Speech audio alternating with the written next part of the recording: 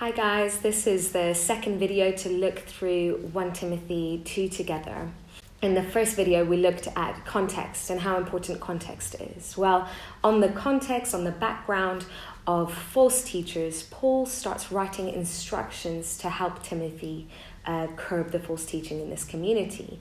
At the beginning of chapter 2, Paul writes, first of all then, and in the Greek there's this word un, the word therefore, which really is a word that signifies that what Paul is about to say is being built as linked to what Paul has just said.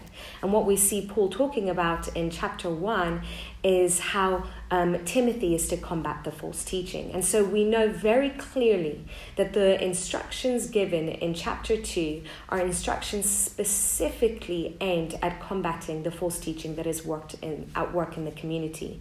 In fact, Douglas Moo puts it very clearly, a complementarian scholar, but he suggests and says that certainly the instructions that Paul is giving are being given because of false teaching that was at work in the community. And so we've got to be clear on that as we approach chapter 2. And so what are the instructions that he gives? Well, first he speaks about the community at large, particularly praying for everyone and specifically for those in authority. Paul's aim in that is, he says, so that people will live a peaceful and quiet life. That word quiet we're going to look at again later on, but that word is really not about volume, but is about peaceability, is about living in a way that doesn't cause unrest or division. Paul wants the people to live peaceful and quiet life, full of godliness and dignified and everything. And so he speaks to the community at large. And then he gives instructions to the men, and he suggests that the men should stop fighting when they get together to pray, which seems like a really good suggestion. All of these things that Paul gives instruction on are signals to us of what is going on in the community. Why doesn't Paul tell the women to stop fighting when they pray? Presumably he wouldn't want the women to fight either. Well, Paul gives those instructions specifically to the men because clearly it was the men in that community having trouble with fighting while they were praying, where the women maybe weren't so much involved in fighting while they prayed.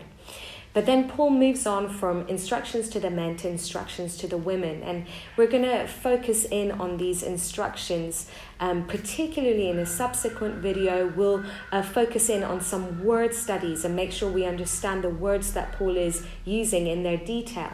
But today what I want to focus on is 2 keys to unlocking 1 Timothy 2. I believe these are the keys that will help us interpret the passage correctly. And the first key that I want to look at is the word quiet. That is used in chapter 2. When Paul talks to the women in instruction, he says firstly that he addresses the dress code for the women. There was something in the dress code where women were being immodest or ostentatious that was leading to division and unrest in the community. And so Paul addresses the dress code not because he cares about women's fashion, but because he does care about unity being maintained in a community.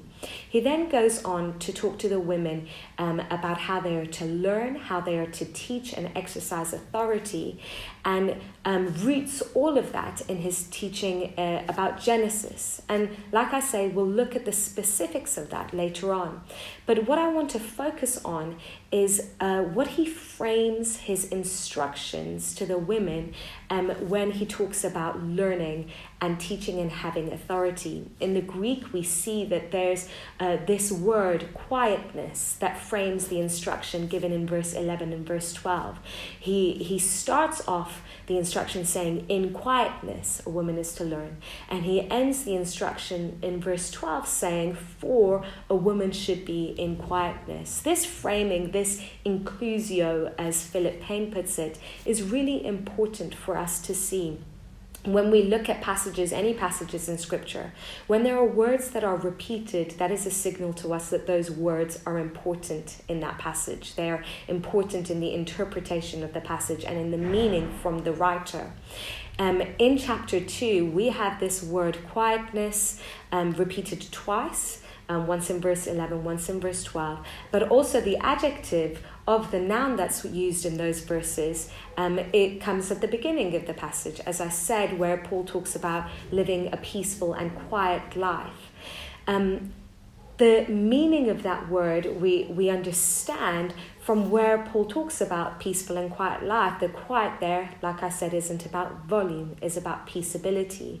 And when we look at verse 11 and 12, as that word is repeated for us, we can understand it through the lens that we've already seen Paul use that word, which again isn't anti-speaking or anti-volume, but is against division, is a word that is about having a quiet attitude, if you like, rather than not speaking. In fact, Bible translations had in the past translated that word as silence, but actually have changed that in recent years to be quiet, because they recognize, the translators themselves recognize, that silence isn't the right nuance of the word for that context, but rather quietness even then doesn't fully do it justice, but is closer to the nuance, where it's not talking about Paul not wanting the women to speak, but it is talking about Paul wanting the women to be peaceable, to not bring division, not be argumentative or quarreling in how they approach both learning and speaking and having authority. So that's a really big key to understand the passage, because it's a principle in the passage. When Paul says, I don't allow a woman to teach or have authority, for she must be in quietness, it gives us the principle. What is his guiding aim in the passage? It's this quietness of attitude. It's this peaceability that is his guiding principle. And that's important for us, because unless we understand that principle, we will apply it incorrectly today. Obviously, in that community, a woman teaching or having authority over a man was causing something different to that quietness in attitude, and they were mutually exclusive. Hence, Paul says, don't do this, because don't teach or have authority, because I want you to be peaceable. But if we apply the same today, we'll do a disservice to the principle that Paul was aiming at. Because in today's terms, in today's context, neither teaching nor having authority over a man are in and of themselves mutually exclusive with being peaceable, with having a quietness of attitude. And so we've got to do some work now to understand how to apply Paul's principle of peaceability, of quietness of attitude today, to maintain the meaning of the principle that he wanted. The second key that we need to look at is this question of whether this was a universal principle that Paul was advising, Paul was instructing. And there's some really important things to see here. First of all, in verse 12, where it says, I do not permit, is how most English translations put it. It's technically right. You can translate that I do not permit from the Greek for sure.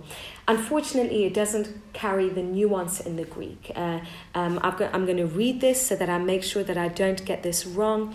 But in the Greek, it's the word epitrepo that's being used. I am not permitting. And it's a Greek word that Paul uses in the first person singular, present active indicative. That's the structure that Paul is using as he uses that word. When we look at that Greek structure, that first person indicative present structure that Paul uses in other places in the New Testament, more often than not, that's really important, more often than not, Paul uses that structure from the first person to bring advice that is temporary rather than universal commands. When Paul wants to bring a universal command, more often than not in the New Testament, it's the imperative form that he uses. It's not this Greek form that we see used here in 1 Timothy 2 verse 12. Furthermore, we see, and I'm quoting scholars here, I'm quoting Philip Payne and Douglas Moo, like I've said, who's a complementarian, but I'm quoting them when I give you these statistics. When the word epitrepo is used in the Greek Old Testament, that word is never used as a universal instruction. And when it's used in the Greek New Testament, more often than not, that word is not used as a universal instruction. In fact, there are only 2 examples of that word in the New Testament being used as universal instructions, and neither of those examples have the Greek form that is used here in terms of the first person indicative. That's really important for us to get. It's not necessarily, the form that's used here is not necessarily a universal command. Another thing to think about when we're thinking, is this a universal command, is to ask the very obvious question which Craig Keener raises. If this was a universal command, if this was how Paul worked in all of the churches that he worked in, that women were neither to teach nor have authority over men, why does he need to give that as an instruction to Timothy, who knew well Paul's habits, how Paul worked within church communities? Timothy and Paul were traveling companions. They planted church together. Timothy knew how Paul worked. And so it seems rather strange that in this context in chapter 2, rather than Paul say, as you well know, which is something that he did do when the people he was writing to already knew what he was about to say, rather than saying that, Paul instructs Timothy seemingly a new instruction, which certainly seems at odds with this being a universal instruction, a universal way that Paul did church life. And lastly, and again, rather obviously, Paul doesn't seem to follow this instruction in the rest of the New Testament. He brings teaching elsewhere that seems at odds with this in how he teaches men and women without gender qualification, without gender disqualifications, to teach, to exercise gifts of the Spirit, including teaching and leading. And Paul, when he commends women in Romans 16, he certainly doesn't seem to have problems with women who were significant players in the church world, women who were well known across provinces. How else would women become well known in ministry unless they were performing public forms of ministry? And so these are 2 keys for us to think about. One is this guiding principle of peaceability, of quietness, of attitude, which is what Paul wants to see instated in this church, something that was missing in this church. And then the second interpretive key, really important for us, this question of, is this a universal instruction? If it's not a universal instruction, then we need to start asking some questions about how we apply this in everyday church communities. We've got to be careful not to make a temporary instruction a universal one.